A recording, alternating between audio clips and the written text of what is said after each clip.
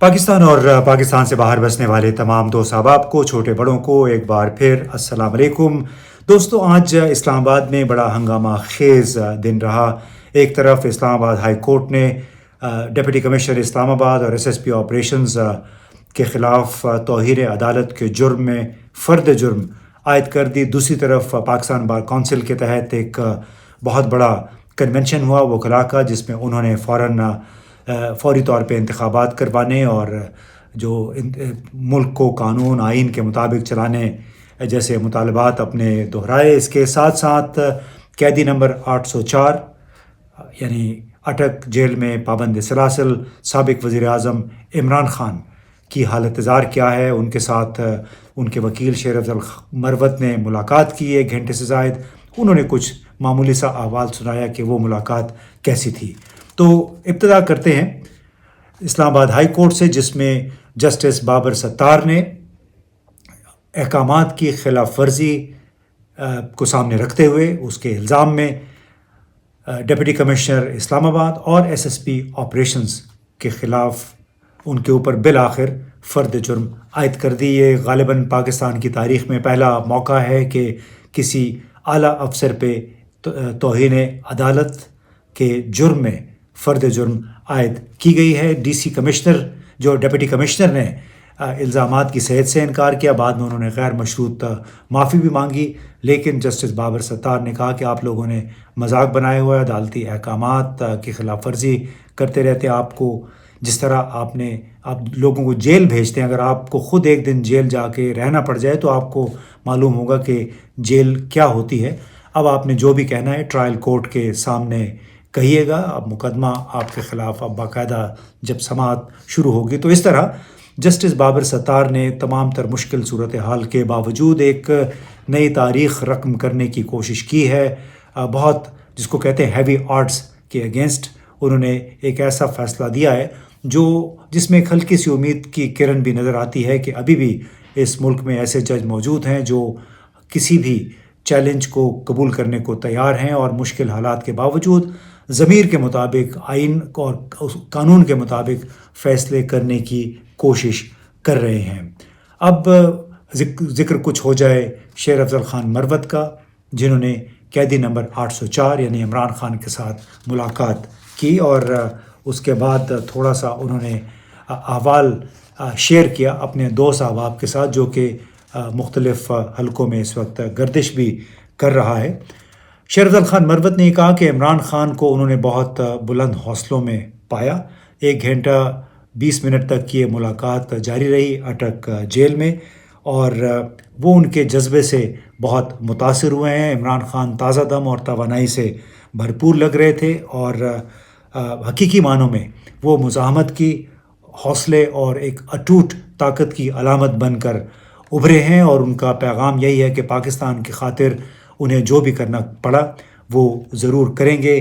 किसी के सामने झुकेंगे नहीं, कोई डील नहीं करेंगे। उनका मरना जीना यहीं पाकिस्तान में है और सिर्फ़ पाकिस्तान के अवाम की खातिर, पाकिस्तान के मफादात की खातिर। शेर अफजल मरवत ने यह भी कहा कि बड़ा ज़रूरी है पूरी पाकिस्तानी कौम के लिए कि इस कैदी यानी कैदी नंबर 804 के हिमायत में, उनके साथ इज़हार यकजहती के लिए जो अपने अपने तय कर सकते हैं वो ज़रूर करें। हमें इनके साथ खड़ा रहना पड़ेगा इस बर्दाश्त की, मुज़ाहमत की इस अलामत के साथ, और चैलेंज करने वालों को चैलेंज करने की ज़रूरत है। यानी जिन लोगों ने कैदी नंबर 804 यानी इमरान ख़ान को चैलेंज किया है, उनके अज़्म और हौसले को उन्हें भी चैलेंज करने की ज़रूरत है। और ऐसा लगता है कि जो वकला ने तहरीक शुरू की, जिस तहरीक शुरू करने का ऐलान किया है, शायद वो उस तरफ एक कदम है कि आज जो पाकिस्तान बार काउंसिल के तहत जो कुछ इस्लामाबाद में बड़ी गरजदार किस्म की तकरीरें हुई, उसमें बड़े बड़े वकला शामिल थे। लतीफ़ खोसा, डॉक्टर बाबर आवान, हामिद ख़ान, शुएब शाहीन, आबिद ज़ुबैरी और इनके साथ कई और साथी। उन्होंने आइन के तहत जल्द अज जल्द इंतखाबात और कानून और आइन की अमलदारी की फ़ौरन बहाली के मुतालबे किए और इससे ہمیں وہ صورتحال یاد آئی جو کہ مارچ 2007 میں پیدا ہوئی تھی، جب اس وقت کے چیف جسٹس افتخار چودھری نے صدر پرویز مشرف کی بات ماننے سے انکار کر دیا تھا۔ وہ بات کیا تھی وہ ہم آپ کو بعد میں اس کی یاد دلاتے ہیں، لیکن ایک بات ضرور ہے کہ جسٹس بابر ستار نے شاہدانہ گلزار اور شہریار آفریدی کو گرفتار نہ کرنے کے حکم کے باوجود ان کی جب گرفتاری ہوئی تھی، اس حوالے سے جو کیس جس کیس میں فرد جرم عائد کی ہے وہ شاید ایک نوید ہے، ایک امید کی۔ اور اس کے ساتھ ساتھ جو پاکستان بار کونسل کا بہت بڑا یہ وکلاء کنونشن ہوا، وہ کیا تھا، اس میں بہت چونکہ تمام لوگوں نے تقاریر کی ہیں، ہر ایک کو فرداً بالکل اس طرح دکھا بھی نہیں سکتے، لیکن ہم نے یہ کیا ہے کہ وہ تمام تقاریر کو اکٹھا کیا ہے۔ لطیف کھوسا، شعیب شاہین صاحب، حامد خان، رابعہ باجوہ اور لطیف کھوسا، ان کی تقاریر آپ باری باری سن لیں، آپ کو آئیڈیا ہو جائے گا کہ اس وقت یہ وکلاء کس موڈ میں نظر آتے ہیں۔ وزیر قانون خزانہ، اس وقت کے وزیر داخلہ، اس وقت کے وزیر دفاع اور اس وقت کے وزیر قانون، یہ 5 ہیں، ان کو آپ چاہے ٹل دی رائزنگ آف دی کوٹ کر کے ڈسکوالیفائی کر دیں، کسی کو ضرورت نہیں ہوگی آئندہ کوئی ایسا کام کرے گا۔ ابھی انہوں نے کل مجھے ایڈیشنل آئی جی کا فون آیا اور اس نے کہا جی آپ کا بیان لینا ہے، یہ جو چودھری پرویز الہی کو اٹھایا گیا ہے اس میں ہائی کورٹ نے انکوائری کی ہے۔ اور میں نے کہا اتنی اوقات ہے پہلے تم یہ تو بتاؤ۔ ہائی کورٹ کو بھی میں نے کہا، اور میں نے وہ آئی جی کو کہنے لگے کہ آپ انکوائری کریں، تو میں نے کہا بھولے آلے دے آرائیں اوہے چور تو اوہے سائیں، میں نے سرائکی میں ہی کہا، اور میں نے کہا سائیں جو چور ہے آپ اسی کو جو ہے ذمہ دے رہے ہیں کہ وہ انکوائری کر کے آپ کے آگے کیا وہ انکوائری کرے گا۔ ایک دفعہ ہائی کورٹ ان کو سزائیں دے دے، اس ڈی آئی جی کو جو بھیجا گیا تھا اس کو کہ جا کے حفاظت سے گھر پہنچا کے آؤ، اس ایس پی کو جو ساتھ تھا، دونوں ساتھ تھے، ایک اور اس آئی جی کو جو کہتا ہے مجھے پتہ ہی نہیں ہے وہ چودھری پرویز الہی کہاں ہے، واہ تغافل عارفانہ کی انتہا ہے۔ میں کہتا ہوں ان 3 کو ایک دفعہ ہائی کورٹ توہین عدالت میں سزا کر دے، آئندہ کوئی احکامات پولیس والا ماننے کے لیے تیار نہیں ہوگا، کوئی نہیں کرے گا، اس لیے کہ ہر کوئی اپنی جو ہے وہ دیکھتا ہے، اپنا دفاع کرتا ہے، اپنا بچاؤ کرتا ہے۔ اور یہ غلامی کیوں کرتے ہیں؟ قائد اعظم محمد علی جناح نے 48 میں تقریر کرتے ہوئے بیوروکریٹس کو کہا تھا کہ بھائی دیکھو حکومتیں آتی جاتی رہنی ہیں، تم ریاست کے ملازم ہو، تم نے وہ کام کرنا ہے جو ریاست آئین قانون آپ کو جو ہے جو اختیار دیتا ہے، جو آپ سے تقاضا کرتا ہے۔ حکومت کے یا اکابرین کے غلط احکامات کو آپ نے نہیں ماننا، اس لیے کہ حکومتیں آتی جاتی رہتی ہیں۔ ہم نے اپنی ریاست کو بدقسمتی سے، جو ریاست کی تعریف جو آئین میں کی گئی ہے وہ عوام ہیں، جس طرح کہا کہ عوام ہی یہاں اپنے حق کے ووٹ کے ذریعے اپنے ایوان بناتے ہیں، پارلیمان بناتے ہیں، اسمبلیاں بناتی ہیں، اور وہیں سے مترشح ہوتی ہیں حکومتیں۔ یہی ریاست ہے، اس میں نہ افواج پاکستان ہے، اس میں نہ عدلیہ ہے، اس میں نہ کوئی انتظامیہ ہے، اس میں کوئی اور کی گنجائش نہیں ہے، یہ ہے ریاست۔ اور آئین کے آرٹیکل 5 میں کہا گیا وفاداری ریاست کی، یعنی وفاداری آئین کی اور پاسداری اس کی کانسٹیٹیوشن کی، آئین کی اور قانون کی، اس میں کہیں کسی اور طبقے کا ذکر نہیں ہے۔ سو آئین تو یہ آپ پر واجب اور لازم کا انتظامیہ ہوتی ہے، یا فار دیٹ میٹر افواج پاکستان، یہ بھی ایک وفاقی حکومت کے تابع ایک ذیلی ادارہ ہیں، یہ انتظامیہ ہی کا حصہ ہوتے ہیں۔ وہ انہوں نے بارڈرز کی حفاظت کرنی ہے، یا اگر سویلین گورنمنٹ ان کو بلائے تو وہ کوئی ایسا جو ہے اندرونی خلفشار پر جو ہے وہ اسی حد تک کرنے کی مجاز ہوتی ہیں۔ اور جو حکومت ہے، حکومت وقت، وہ اپنے دائرہ اختیار کے اندر جب متجاوز ہوتی ہے تو عدلیہ آ جاتی ہے۔ ہم نے بدقسمتی سے عدلیہ کو بھی جو ہے ماننے سے انکار کر دیا ہے۔ आइन को भी मानने से इनकार कर दिया है और हमने रिवर्स कर दिया है, पेंडुलम को सारा का सारा ताबे कर दिया है उसी वर्दी वाले के। तो फिर क्या फर्क पड़ा भाई? फिर वही हैट वाला ही ठीक था, हैट वाला फिर ठीक था। फिर अगर खाकी वर्दी वाले ने हम पर गुलाम मुसल्लत होकर हम पर हुक्मरानी करके हमें गुलाम बनाना है, तो अगर आपने अपना हक को नहीं मांगा, अगर आज आपने हक को नहीं पहचाना, अगर आज आपने हक के लिए लब्बैक कहने वाले, चाहे वो सुप्रीम कोर्ट बार एसोसिएशन है या काला कोर्ट है, अगर आपने उनके पीछे या उनका हमनवा होकर आपने एक तहरीक नहीं चलानी है, तो फिर मुकद्दर आपका गुलामी है। फिर मत कहिएगा कि ये क्यों हो रहा है। मुझे एहसास है कि आपके दरो दीवार महफूज नहीं है, आपकी चादर और चार दीवारी की पामाली की जा रही है। आज जो भी एक शख्स जो है स्टैंड लेता है, अदालत उसको बार बार छोड़ती है, मुखलिसी करती है, रिहा नहीं किया जाता। पूरे पाकिस्तान की असम्बलियां डिसॉल्व हो गई हैं और आज किसी को नहीं पता। कोई कहता है 2 साल बाद होंगे, कोई अपोजिशन लीडर साहब कहता है 10 साल भी ना हो तो क्या फर्क पड़ेगा, और कोई कहता है कि 6 महीने के अंदर इलेक्शंस होंगे। लिहाजा आइन का मजाक, कानून का मजाक, अदलिया की बेतौकीरी जो माजी में भी हमने देखते रहे हैं, लेकिन आज उसकी कोई मिसाल नहीं मिलती। आज प्रैक्टिकली मुल्क में आइन है, लेकिन उसकी पामाली, सरेआम उसका कत्ल, सबके सामने कानून और इंसाफ का कत्ल होता है, लेकिन उस पर ना किसी को अफसोस है, ना उसके ऊपर मातम है, ना उसके ऊपर अदलिया अपने फैसले कर रही है। और अफसोस से कहना पड़ता है कि इस वक्त जो एक सुपर पावर है रावलपिंडी में, जिसका नाम एस्टैब्लिशमेंट है, और तमाम मुख्तदर तबके, हल्के, इदारे, लॉ एनफोर्समेंट एजेंसीज और हमारे कुछ जज साहिबान उनके आगे सर निगू हैं, और वहाँ से सिर्फ जो अहकामात और फैसले मिलते हैं उसकी एग्जीक्यूशन में सिर्फ वो अपना रोल अदा करते हैं। आज मेरे दोस्तों ने इससे पहले कह दिया 10-10 दफा अदालतें जमानतें देती हैं, लेकिन अदालतें ये कहने पे मजबूर होती हैं कि आपने अगर वाकई रिहाई चाहिए तो आप एक प्रेस कॉन्फ्रेंस कीजिए और बाहर आ जाइए।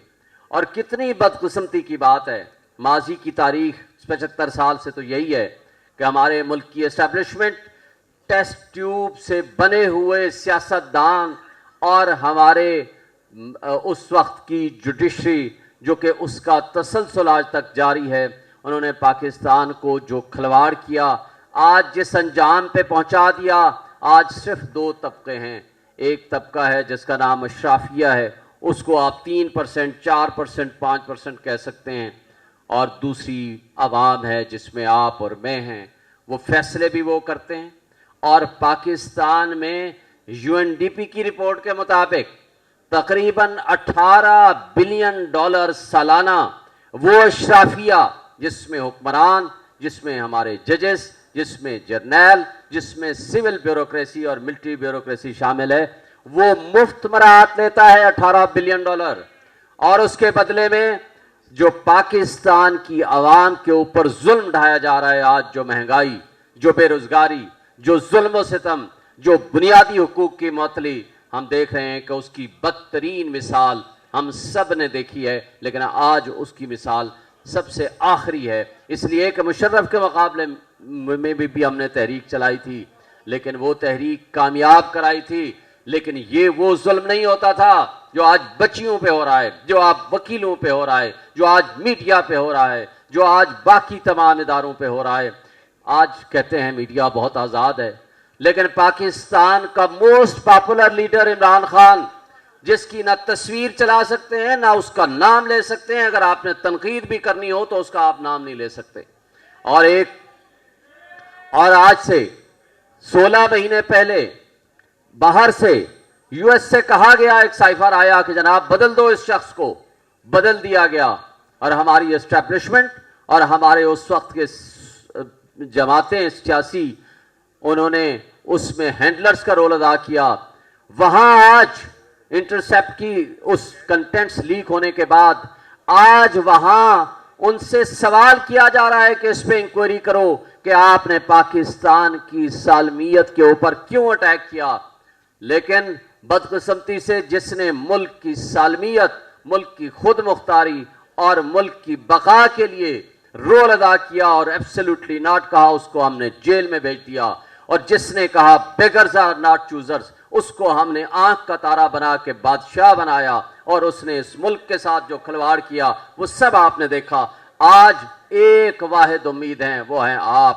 وہ کلا آئیں، آج سے تحریک کا آغاز کریں اور ملک کو اس کو ان اٹس ٹرو اسپرٹ آئین کو بحال کریں، بنیادی حقوق بحال کریں. اور ہمارے ملک کے تمام مسائل کا حل اسی میں ہے کہ ہم آئین کے تابع رہ کر تمام لوگوں کو ان کے حقوق دلائیں اور اس آئین کے تابع 90 ڈیز میں الیکشن ہوں اور جس کو عوام چاہتی ہے اس کو اقتدار منتقل. خواتین، سیاسی ورکر، سوسائٹی کے سول سوسائٹی کے ورکرز کو پچھلے کئی مہینوں سے اندر رکھا ہوا ہے.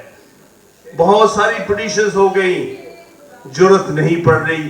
یہاں چھوڑتے ہیں، وہاں پکڑے جاتے ہیں.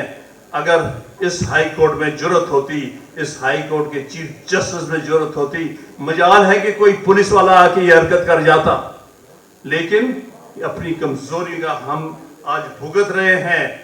ان کی کمزوریاں، چھوٹی چھوٹی کمزوریاں، چھوٹے چھوٹے مفادات، چھوٹے چھوٹے ریورز، کن چیزوں کی خاطر آپ یہ کر رہے ہیں؟ بڑے دکھ کی بات ہے.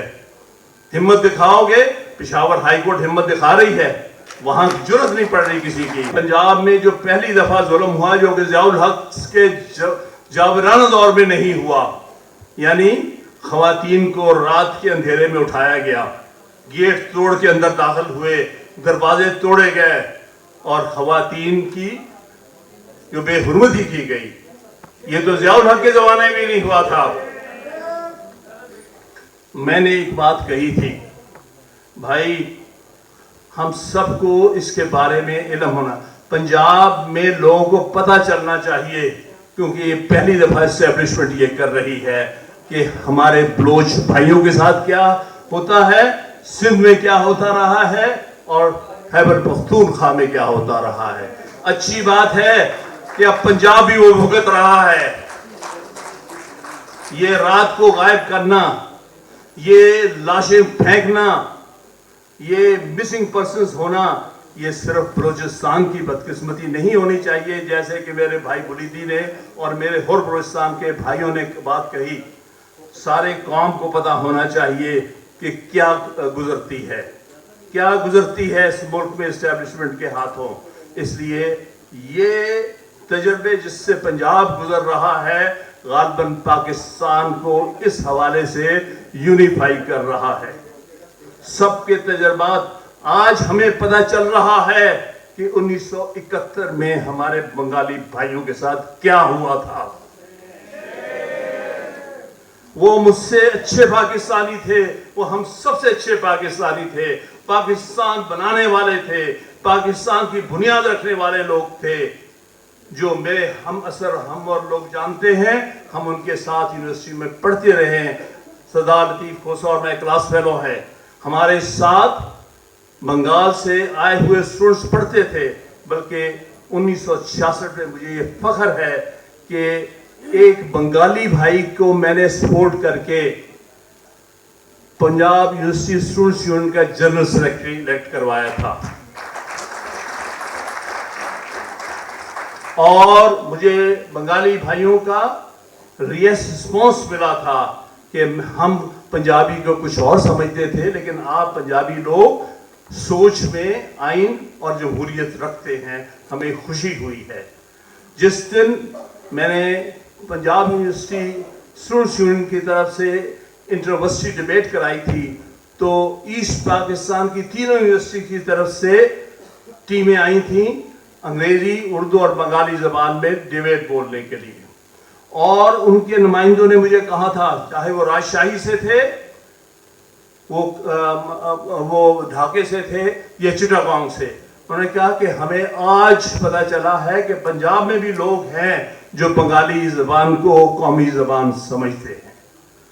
میں نے اور میرے اور ساتھیوں نے کہا कि बंगाली उतनी ही हमारी कौमी ज़बान है जितनी उर्दू हमारी कौमी ज़बान है, हमारा आइन कहता है।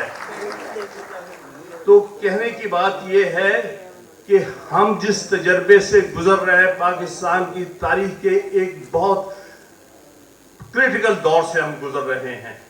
हमें, चाहे हम सिंध से हैं, पंजाब से हैं, खैबर पख्तूनख्वा से हैं या बलूचिस्तान से है, हमने एक यूनाइट होके इस सिचुएशन का मुकाबला करना है और बिलखसूस वकला ने इसमें लीड लेनी है और वकला के नुमाइंदों ने आगे मामलात को लेके जाना है। ये एक और वाइसराय साहब हैं जो इलेक्शन कमीशन जाते हैं, जो पुलिस लाइंस जाते हैं, जो बड़े बड़े इदारों के पास जाते हैं। हमें क्या मैसेज दिया जा रहा है? यह मैसेज है कि एब्सोल्युटली नॉट कहने वाले के बाद जो अगला आएगा उसको लाने की तैयारी पाकिस्तान के जो अल्टीमेट सॉवरन है, इलेक्टोरेट, उसके हाथ में नहीं है, किसी गैर मुल्क की ताकत के हाथ में है। यह मैसेज है। और अगर यह मैसेज नहीं है तो मैं ये सवाल करता हूं, फिर असद मजीद को आप पेंटागन का दौरा करने की इजाजत दे दें, आप असद मजीद को व्हाइट हाउस में घुसने की इजाजत दे दें, जो हमारा एम्बेसडर है अमेरिका के अंदर। आप नहीं देंगे इसलिए कि कोड ऑफ डिप्लोमेट्स के खिलाफ है ये बात। तो कहां का दस्तूर, कहां की खुद मुख्तारी, कहां की खुददारी, कहां की आजादी? इस मुल्क को सरजमीने बेआईन बनाया गया, जानबूझ के बनाया गया, उसका सबब है। और मैं उस तीसरे की तरफ जाता हूं कि सबब क्या है। सबब यह है कि दस्तूर हो तो फेयर ट्रायल होता है, दस्तूर हो तो रूल ऑफ लॉ होता है, दस्तूर हो तो अदालत देर नहीं लगाती, दस्तूर हो तो बंदे गायब नहीं होते, दस्तूर हो तो परवेज इलाही केस नहीं होता, दस्तूर हो तो बच्चियों को बार बार एक केस से निकल के दूसरे केस में गिरफ्तार नहीं किया जा सकता। मान लीजिए कि हम एक ऐसे दोराहे पे खड़े हैं। मैंने इतनी जिंदगी इस प्लेनेट पे और अंडर दी सन गुजार ली है कि मुझे कोई इस बात की कतई परवाह नहीं है कि सिवाय अल्लाह के जिसके पास और जिसके कब्जा कुदरत में मेरी जान है, मुझे किसी और की परवाह हो सिवाय एक चीज के।